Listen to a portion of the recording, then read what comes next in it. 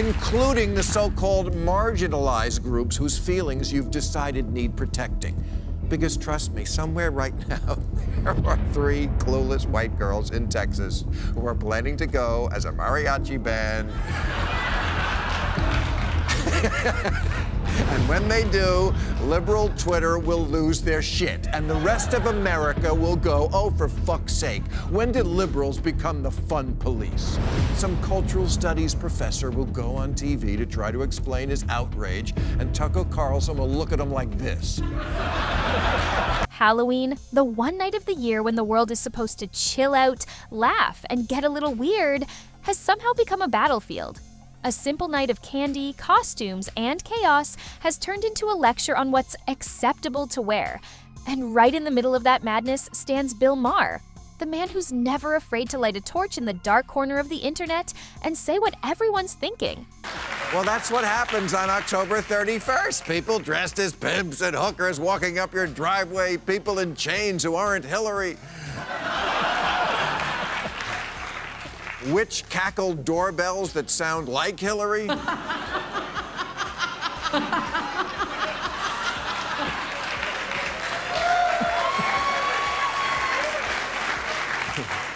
Men dressed as women, women dressed as men, adults dressed as Harry Potter, and everything is slutty. Slutty nurse, slutty pirate, slutty pizza rat, slutty Bishop Desmond Tutu. The holiday that once united people through humor and creativity has turned into a scoreboard of who can be the most offended. This year, Maher decided to fire back, and it wasn't subtle. He roasted the outrage culture with the kind of precision that makes the fun police hide behind their keyboards. He called out the absurdity of people acting like Halloween needs to be policed, like we all need permission slips to wear a costume.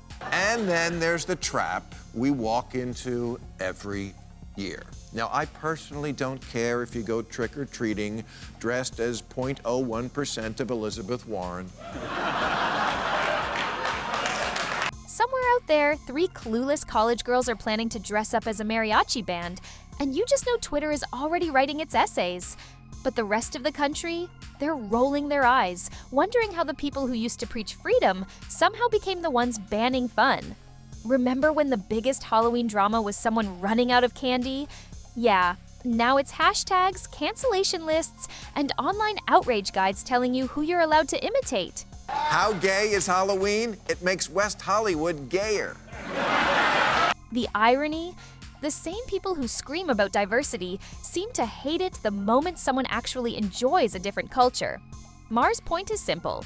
Not every costume is an insult. Sometimes it's just admiration.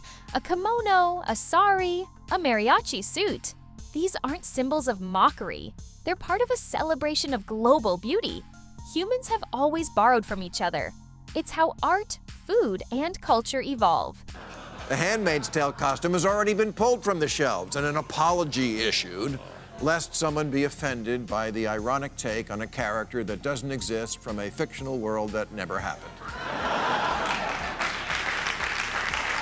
You know, not everything that merely alludes to another culture is racist or cultural appropriation.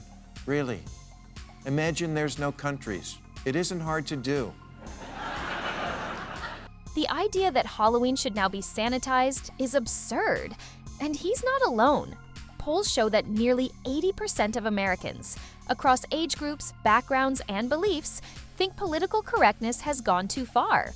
Even groups the woke claim to protect are tired of being used as shields for outrage. Nobody likes you. The message is clear. Nobody likes the fun police. What was once a night of creative chaos has become a moral debate. People are walking on eggshells just to pick a costume. The fear of offending someone has replaced the joy of self-expression. Halloween isn't supposed to feel like a performance review. It's supposed to feel like freedom. Maher hits the nail on the head. Freedom of expression isn't just about what you say, it's about how you choose to express it. And when society starts deciding which costumes are allowed, that's when imagination dies a slow death. Think about it. Every year, there's a new forbidden list. Costumes you shouldn't wear, people you shouldn't impersonate. And every time the list grows, the laughter fades. The same people who once said live and let live are now handing out digital detention slips to strangers on the internet. But Halloween has always thrived on the outrageous. It's the one night where you can be silly, spooky, or downright ridiculous. And nobody should care.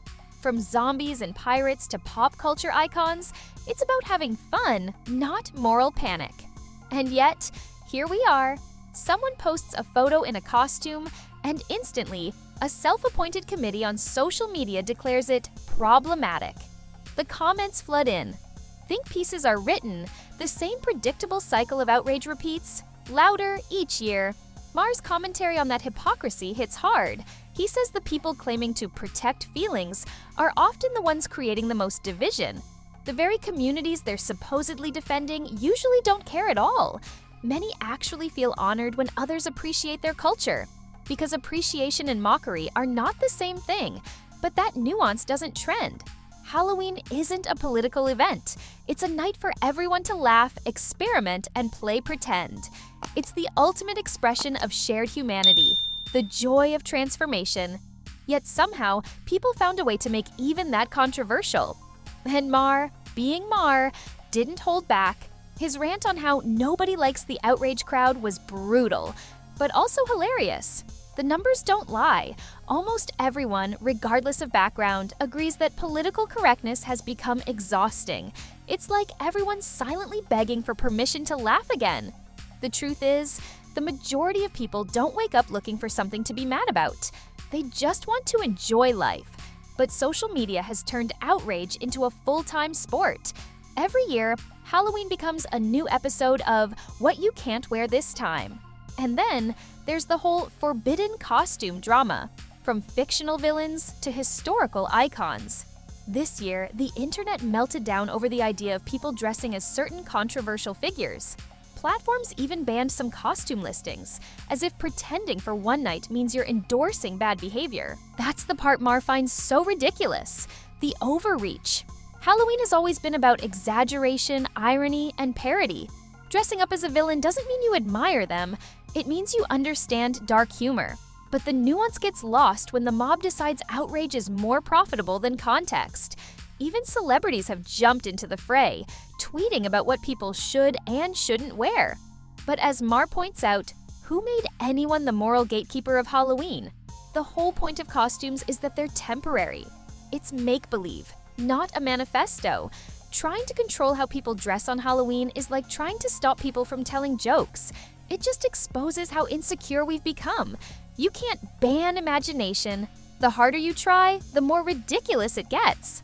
What's next? Outlawing lab coats because a criminal once wore one? The outrage machine doesn't stop. It feeds on clicks, not logic.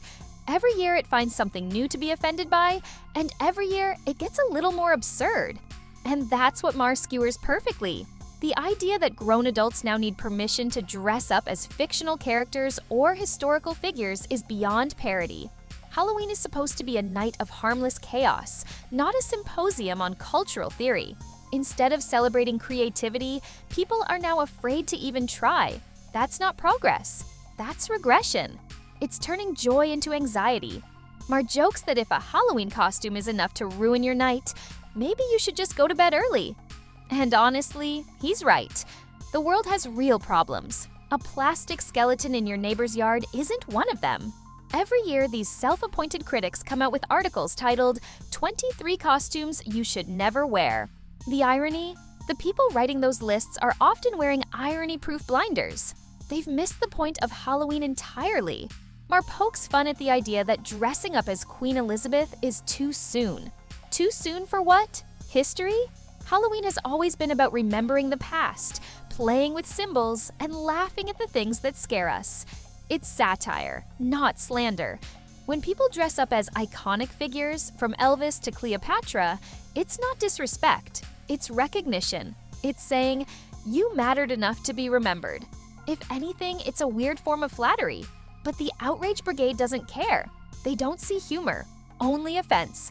They don't see curiosity, only danger. Everything has to be filtered through moral panic until it's drained of joy. At this point, even pretending to be a vampire could probably get someone canceled for appropriating undead culture. That's how ridiculous it's become. Maher calls Halloween a festival of the outrageous, a celebration of the strange, the spooky, and the silly. From witches to monsters, it's about embracing what's weird about being human. It's not supposed to be sanitized, it's supposed to be a little chaotic. But somewhere along the way, people confused being offended with being virtuous. Outrage became currency, and now we're all paying for it with less laughter and more rules. The truth is, the joy of Halloween, the real joy, comes from its irreverence. It's a night that says, let's laugh at fear together. A night where adults get to act like kids again, the people trying to sterilize that are missing the whole point. Because when everything becomes off limits, nothing is fun anymore. So Maher's final message lands hard. Maybe the problem isn't the costumes. Maybe the problem is that too many people forgot how to laugh. Maybe it's time to bring back a little mischief. If your costume offends someone, odds are they were looking to be offended anyway. Let them scroll. The rest of us will be too busy enjoying the night. Halloween is about imagination, laughter, and shared absurdity, not hashtags, lectures, or think pieces. And if Bill Maher's rant proved anything, it's that sometimes the most rebellious thing you can do is just have fun. Because at the end of the day, the real monster isn't the one in the costume. It's the culture that forgot how to laugh at one.